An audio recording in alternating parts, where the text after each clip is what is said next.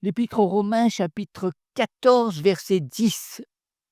Car il est écrit: Je suis vivant, dit le Seigneur, et tout genou fléchira devant moi, et toute langue donnera gloire à Dieu. Alors, qui est celui devant qui tous les hommes s'inclineront? Et les Écritures nous révèlent la réponse. Philippiens, chapitre 2, versets 9 à 11.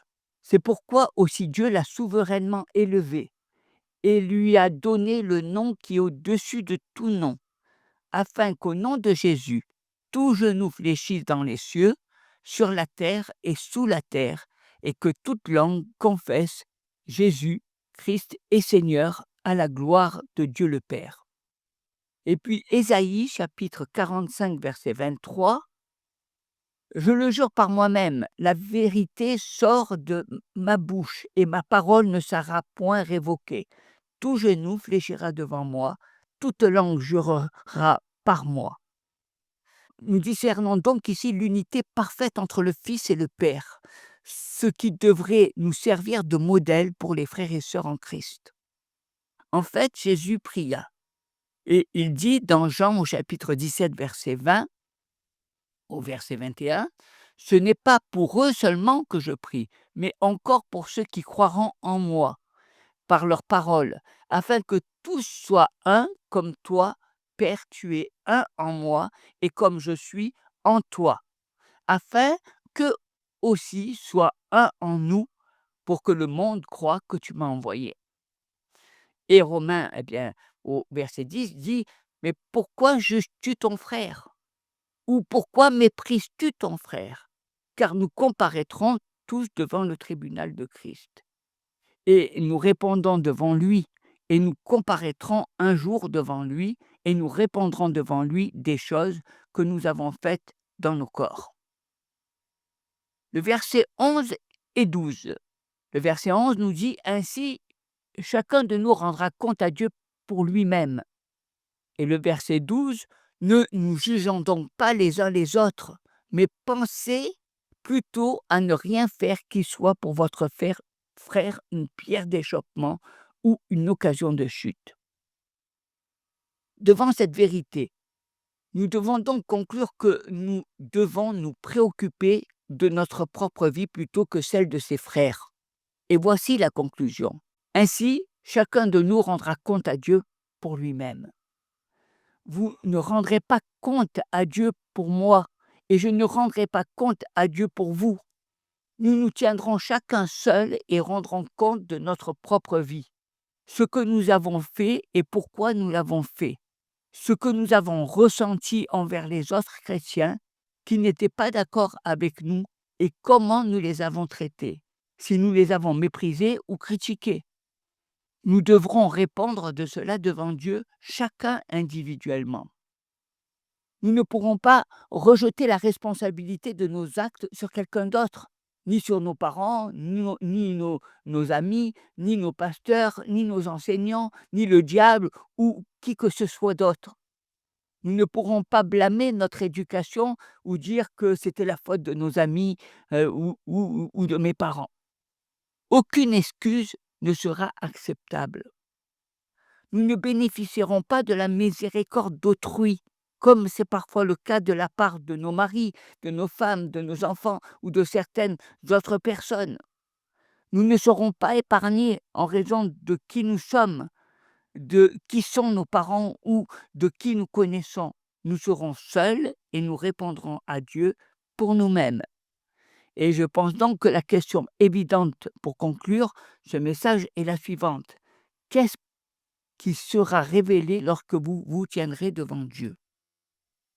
Et j'aimerais que vous réfléchissiez à cela et à deux choses dès maintenant. Tout d'abord, vous vous êtes déjà dit comment peuvent-ils être chrétiens et agir ainsi? Ça nous est arrivé à chacun. Seriez-vous prêt à cesser de jouer à Dieu, à jouer au maître avec ces chrétiens? Pouvez-vous faire confiance à Dieu pour agir dans leur vie de la manière qu'il choisit, même si elle est différente de la vôtre? Pouvez-vous faire confiance à ces chrétiens pour répondre à la direction de Dieu dans leur vie, même s'ils décident de choisir une voie différente de la vôtre? C'est ce que Dieu veut que nous fassions. Maintenant, voulez-vous vous engager devant Dieu à leur tendre la main et à les accueillir chaleureusement dans votre communauté? Vous voyez, c'est la parole de Dieu. C'est ce que ce passage nous enseigne. Êtes-vous prêt à le faire? Deuxièmement, pensez à quelque chose dans votre vie que vous faites sans jamais vous poser la question. Est-ce que je fais cela pour honorer le Seigneur? Vous n'avez jamais réfléchi à savoir si cela honore Dieu. Vous le faites simplement.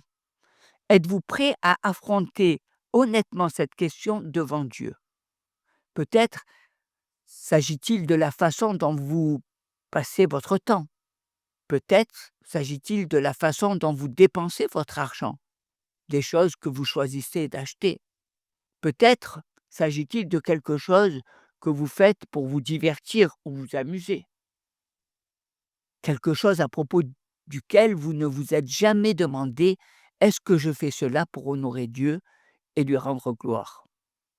Mais vous êtes prêt à prendre cette décision parce que vous savez que c'est ainsi que nous devons vivre notre vie en tant que croyants. Et c'est la première chose que nous disons lorsque le culte commence. Jésus est ici, il est parmi nous. Alors vivons notre vie pour honorer son nom. C'est ainsi que vous vivez votre vie, pour honorer son nom.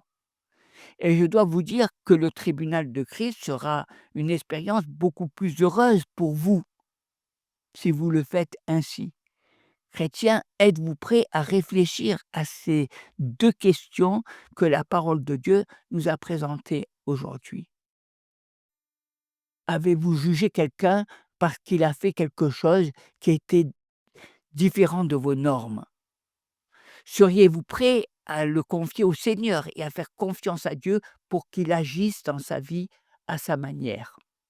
Et y a-t-il des choses dans votre propre vie pour lesquelles vous ne vous êtes jamais vraiment posé la question: «Est-ce que cela honore le Seigneur?» Allez-vous vous la poser? Êtes-vous prêt à prendre cette décision sur cette base? C'est cela qui compte vraiment dans la vie. Du verset 13 au verset 23, l'apôtre Paul va nous poser cette question: «Suis-je le gardien de mon frère?» C'est intéressant. Et l'objectif est de nous aider à limiter l'utilisation de notre liberté chrétienne afin d'empêcher d'autres chrétiens de tomber dans le péché et les aider à grandir dans le Seigneur. Je parle bien de limiter notre liberté afin que les autres ne tombent point.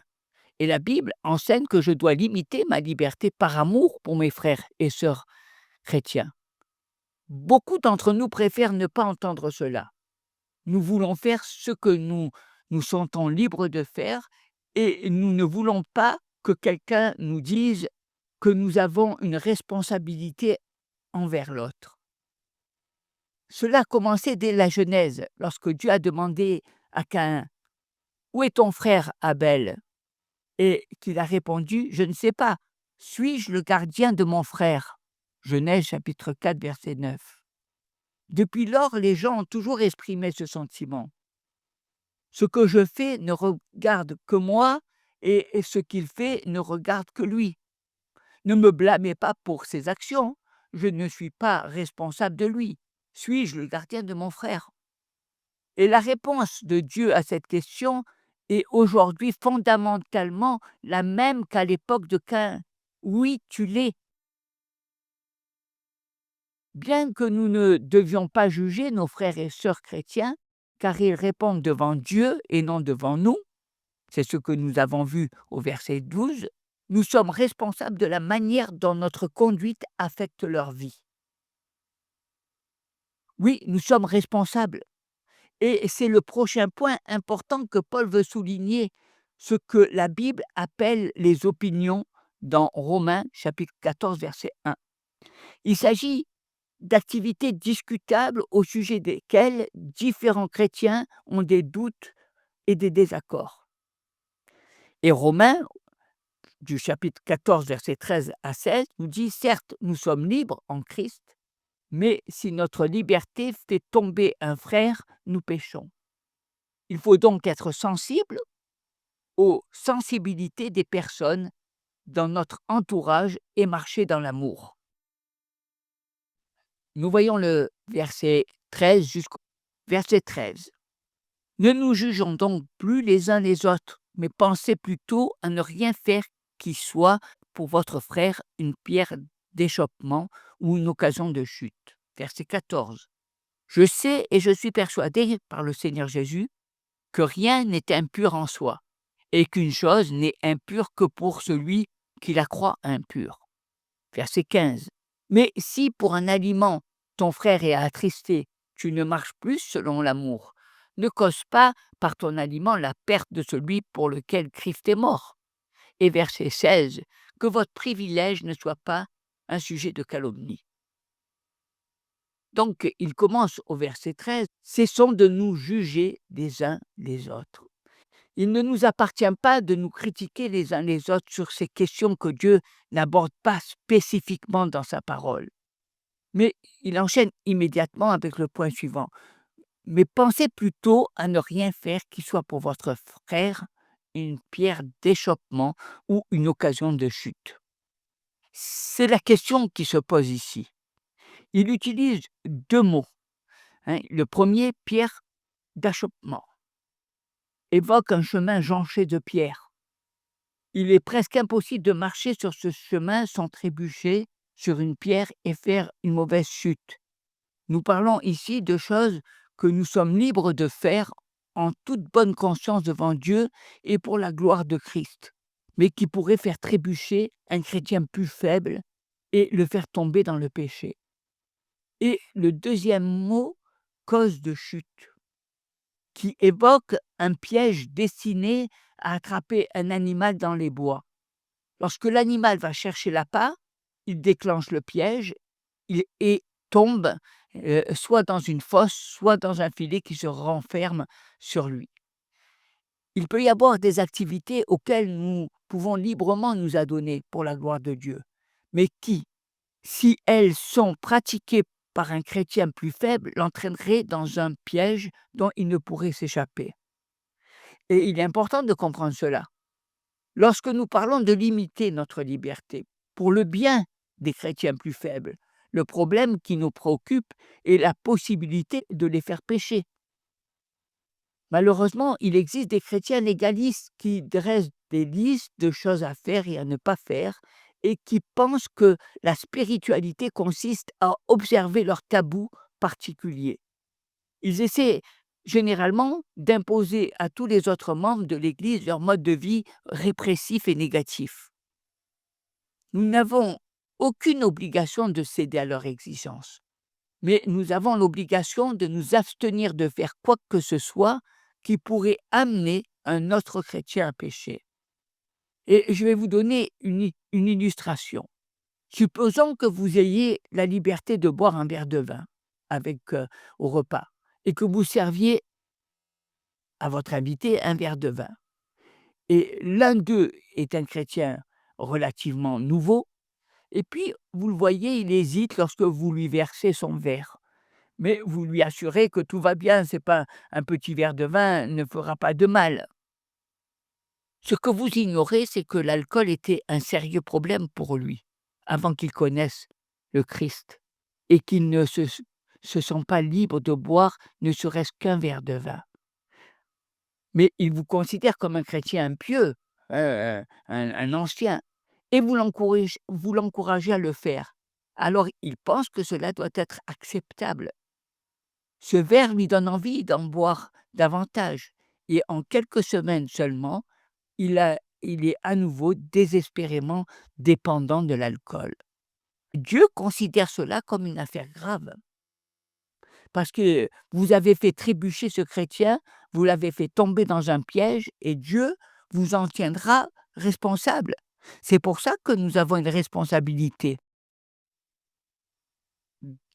vis-à-vis de notre frère. Et ce même scénario, généralement, peut se répéter avec un nombre infini de choses. Peut-être avez-vous la liberté de danser, cela ne vous excite pas sexuellement, cela ne domine pas votre vie. Vous exercez donc votre liberté chrétienne et invitez des amis chez vous pour danser. Mais ce que vous ignorez, c'est que l'un d'entre eux était autrefois accro aux boîtes de nuit. Il adorait ça et y consacrait la plupart de son temps libre. Et une soirée dansante était généralement le prélude à une nuit avec une femme. Quand il est devenu chrétien, il a laissé tout cela derrière lui, jusqu'à la soirée dansante chez vous. Après cela, la tentation était trop forte pour lui. Vous l'avez fait trébucher, vous l'avez fait tomber dans un piège, et Dieu vous tiendra pour responsable de cela. Et l'apôtre Paul dit: ne faites rien qui puisse mettre un obstacle ou une cause de chute sur le chemin d'un autre chrétien. Que le Seigneur vous bénisse.